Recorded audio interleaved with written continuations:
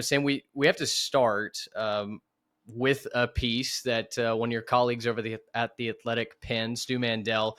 We're going to get to all things state of Texas and football in the Lone Star State. But news coming out here over the last 24 hours or so that the SEC and the Big Ten are set to meet in New Orleans. And it's kind of, I guess, widely agreed upon that this is about to be a takeover of college football, that the SEC and the Big Ten are about to rewrite the playoff and what that looks like in 2026 and beyond. What have you heard about that? And what do we kind of know at this moment in time?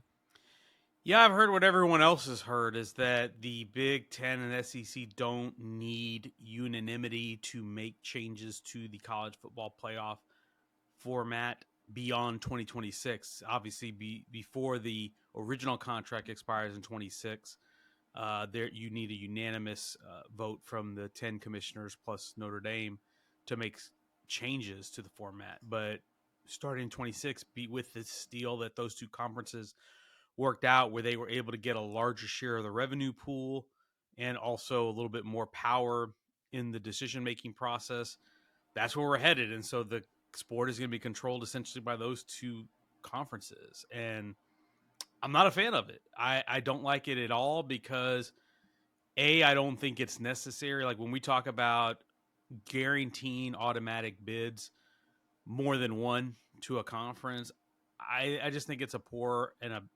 misguided path to travel because you're essentially I think taking value away from winning.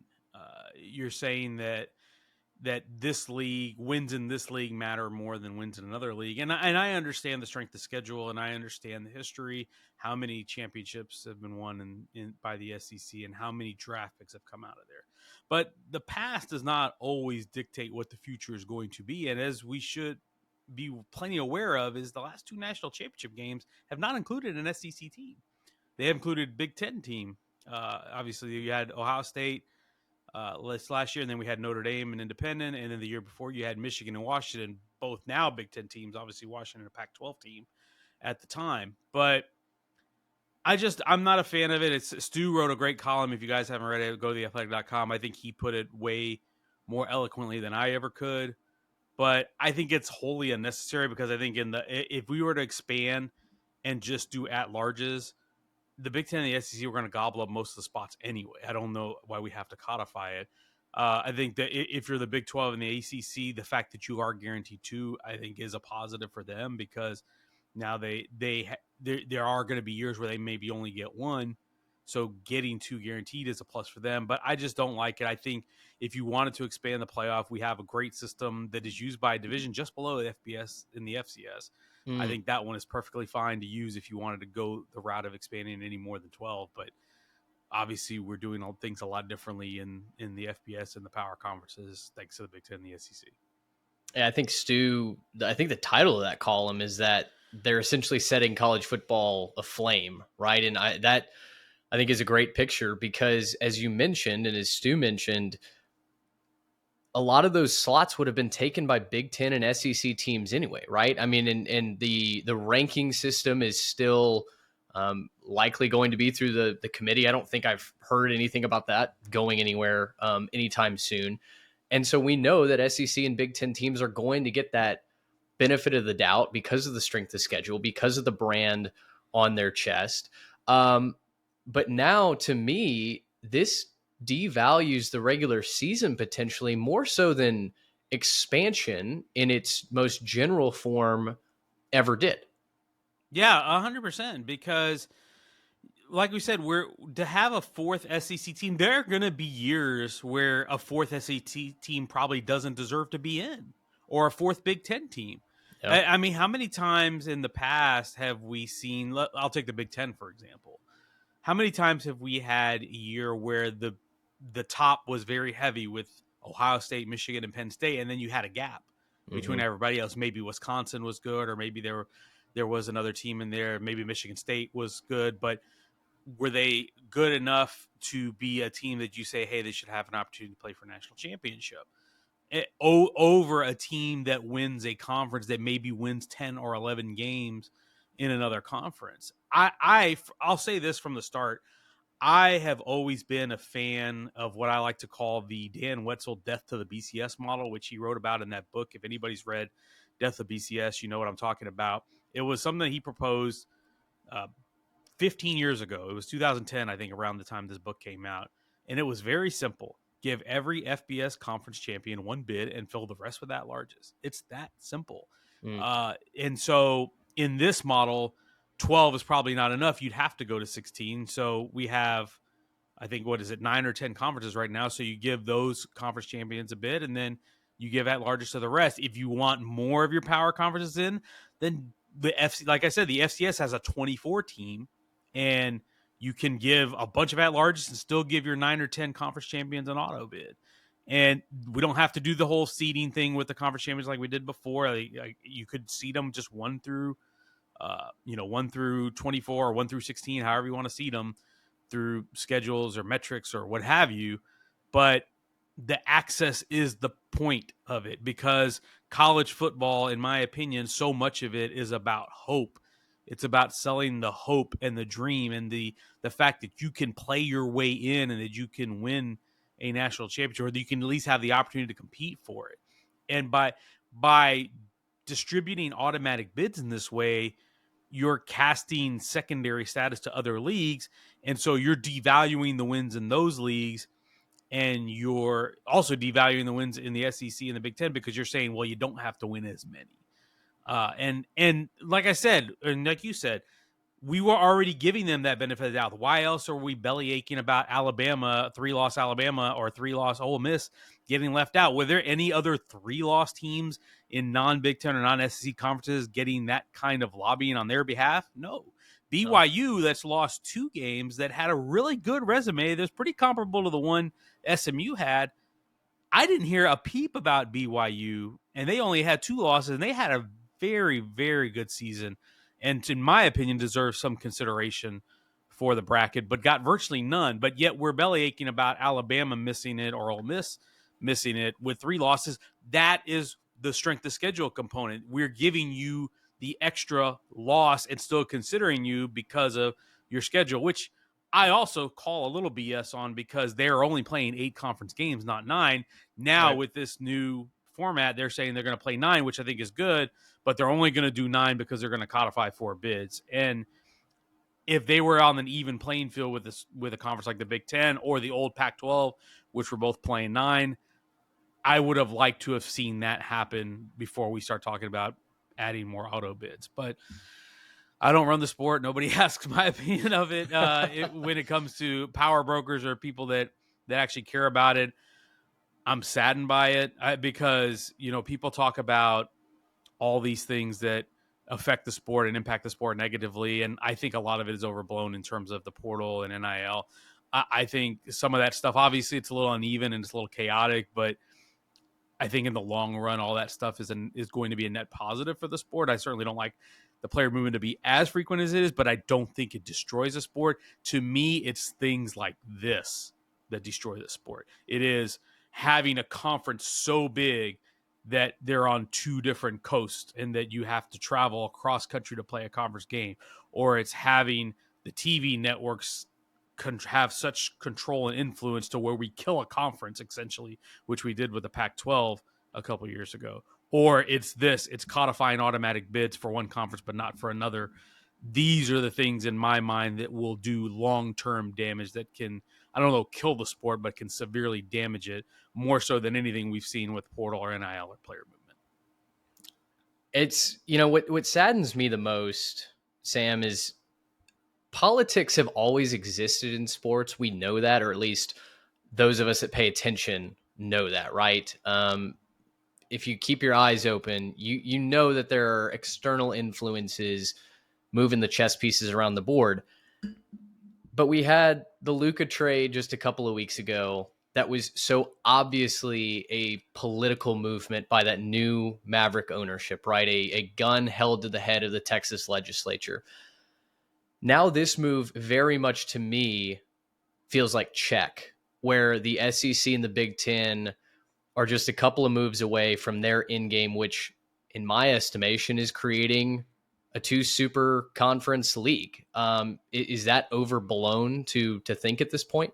No, I don't think so. I don't know how long it takes to get there or what the process will be to get there, but let's be honest, the language that you hear from Greg Sankey, especially after the first try at the 12-team playoff got scuttled because of the expansion of Texas and OU, the language that you would hear him use about how what their position was on that and the forming of the alliance and all that stuff.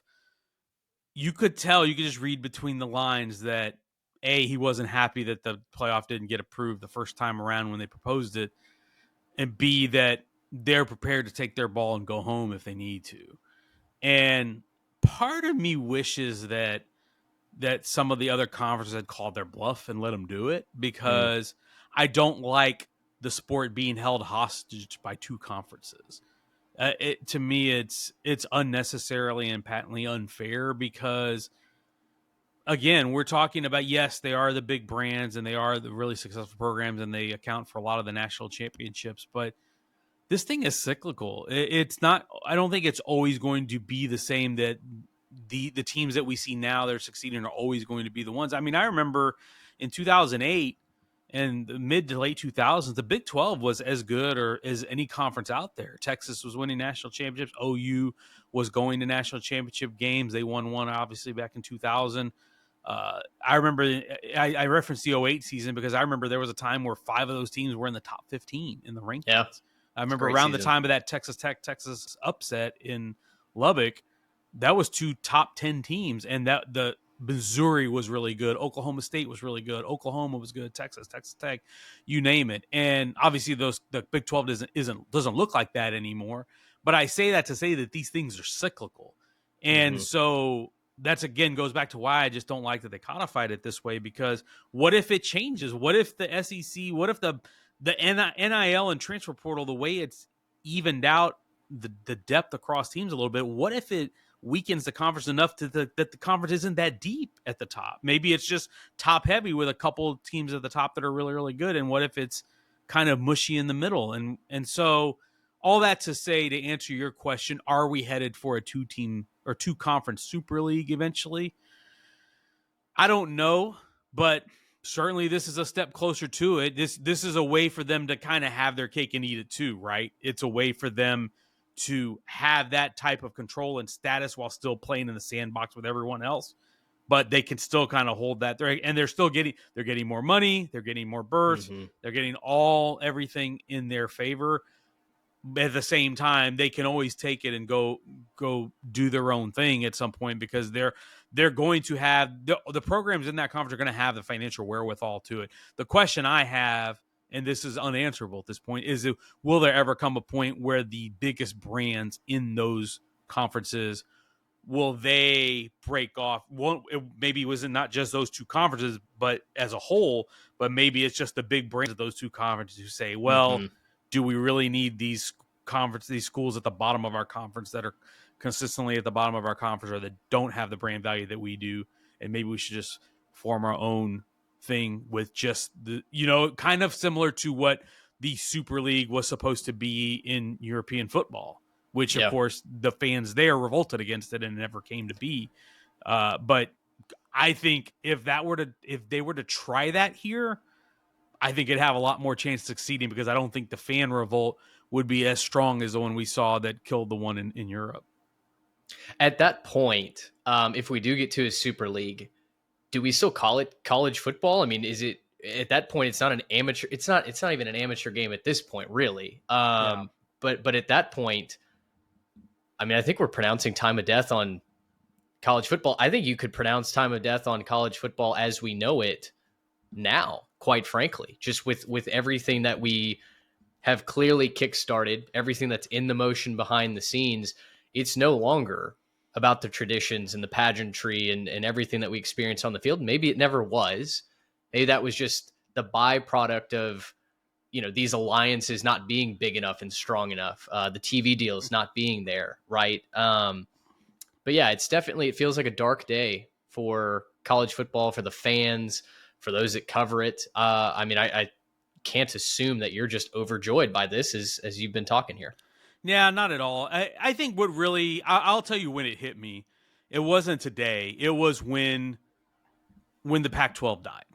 That to Mm. me was the line of demarcation for this sport, Conference of because Champions. we allowed a power conference to die. And the reason I say that too is because that was not unprecedented. I remember when the Southwest Conference died. That to me was something I never thought would happen. That conference had 80 years of history Mm. and Heisman winners and great coaches and great and national champions and some innovation coming out of that conference, whether it was the wishbone or the veer, and the run and shoot came out of that, which kind of was a precursor to the air raid. And so I when I the Pac-12's death reminded me so much of the Southwest Conference because so many of the same factors were at play. Mm. TV money, market value, brand power, and all these things. And this time there were two schools left in the wilderness, Oregon State and Washington State, and before in the Southwest Conference it was four with SMU, TCU, Rice, and Houston. But the fact that we allowed that to happen, it forever changed it for me. And again, I go back to, it wasn't NIL and it wasn't the portal. It wasn't, those things didn't make me feel like we were going away from what college football should be, because I think those were long overdue. The NIL, especially, just because of how much money has gotten into the sport. But when you killed that conference, and then the Big Ten is no longer 11 teams or even 14. It's 18 teams now. Mm-hmm. And the SEC is 16 teams now. And the ACC is 17 teams with 2 in California. What are we doing? That to me, that was when we got to that. And it still is college football, but to me, that was a line of demarcation of, but this has changed forever, and I don't know that there's any going back, because to me it was always a regional game. Yes. Because what was great about the Southwest Conference, you could drive to almost every road game. Sure. You could drive to almost every. The only one is if you lived in Austin or you lived in Houston, and maybe driving to Arkansas was a little bit of a hike, but otherwise you could drive to almost every game, and every team hated each other because they were so close to each other, and you went to school, or you went to high school with these people, or you shared offices with these people. Do you think the guys at Duke and guys at Cal are sharing offices, or they're talking trash about ACC football? Let's be real. And so that's what made college football and college sports so great, was the regionality and the proximity and the relationships and the attachment to your school. And we kill that because of expanding, because everybody's looking for more money in the TV pie. And that's the other thing, is like, when is enough? Like, why do we need $250 million to run an athletic department these days? It doesn't cost that much. I can promise you can run an athletic department for less than that. But we got Florida State, who tried to, who does more than $150 million in athletic revenue, trying to cry broke to go get in the SEC. Like, what are we doing? What are we talking about here? And so, I do hope at some point, whatever the end deal is, I still hope there is that the players are still part of the school. They're still students. They're still, because that too is a part of the attachment. Is like, these are players that are, ostensibly go to class, and they're part of the school and the traditions and all that. I know the player movement has changed a lot of that, but that was part of one of the attachments too, is like, these guys are doing things that we did when we went to college, and so as long as they're still students, and as long as we're still working, that keeps a semblance of it. But also, I hope that we still stick to the school, that this not being a minor league, so to speak. Like, I'm okay with paying players and all that stuff. I think that's great, but I just don't want it to turn into, like you said, 32 teams, and or 40 teams, or just pick all however many we're going to pick and just break them all off. And no, that's I am willing to watch North Texas and UTSA as much as I may be more interested in that game than I am watching Georgia and Ohio State. You want to know why? Because I've probably watched a bunch of the North Texas and UTSA guys play high school football somewhere in this state where I live. Yeah. And so I enjoy that. Like Frank Harris, he'll never be a nationally known name, but Frank Harris at UTSA will be a legend in San Antonio forever. And anybody who watched that guy play in his 7 years at UTSA will appreciate what that guy laid on the line for the program. And to me, when we just concentrate all the power and all the interest in just a few big brands, we lose that. And to me, that's what makes it exciting. Like I went to University of Houston. I remember watching Kevin Cobb help bring that program back from the dead. Sure. You know, he was a true freshman and took him to a bowl game in 2003, 2 years after they had gone 0-11. I'll never forget that. I'll never forget sitting in the stands, because when I was a student there, when they were 0-11, there weren't very many students in the stand. Then all of a sudden they went to a bowl game, and then 4 years, and by the time Cobb was a senior, they won a Conference USA championship, and the stadium was filled and it was packed. And I never thought I'd see that stadium filled because they were so bad before that. Those things stick with you as a college fan. So those are and to forsake that just so we can have, so the SEC teams can have 29% of the revenue in the playoff and extra auto bids, it's ridiculous, and it does sadden me. Gracious him! How about that?